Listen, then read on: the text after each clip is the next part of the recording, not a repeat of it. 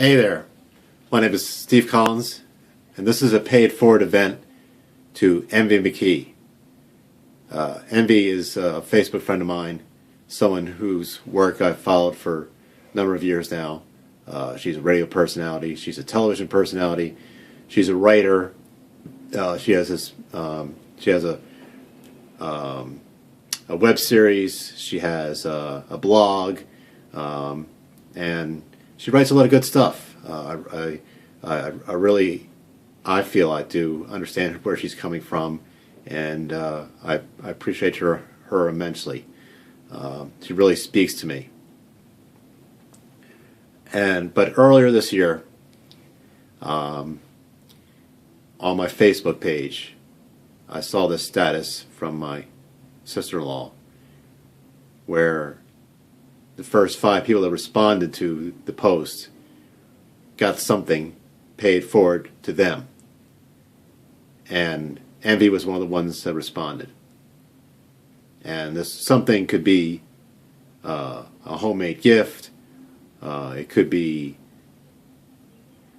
a reading. It could be lots of other things that you could think of, just to pay it forward. And what better way to pay it forward to Envy than to read from her book, The Stellar Trilogy. Now, when I first heard about the book, I thought, okay, it's about juicing or yoga or gardening or life or lots of other things that she talks about in her blog. But it's not. But it is.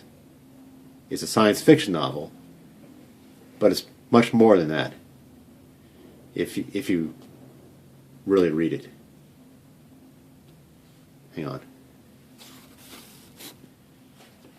Here's the excerpt from her book.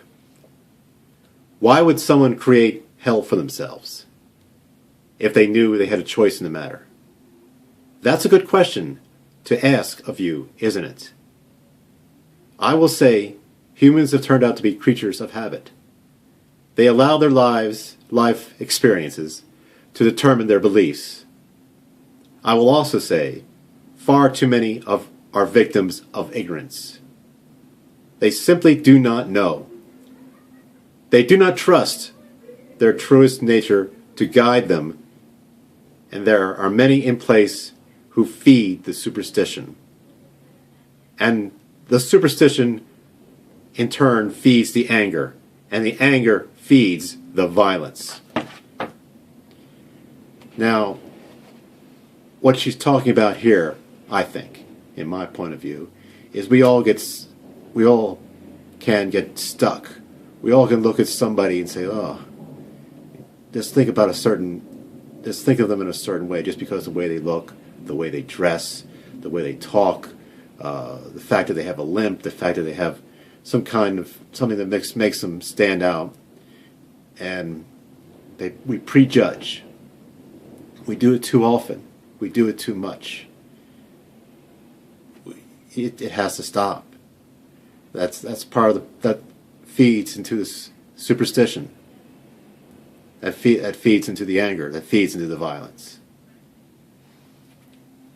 We get so caught up in our own little lives that we forget about the other person. And that, I think, can be the start of our downfall. We forget about the other person. We forget that they have a life too. They have a right to live and walk down the street in safety and just do their daily lives without worried about being robbed or being killed or being prejudged, as I was talking about. It all has to stop. All right. That's probably long enough. All right, I'll talk to you all later now. Take care.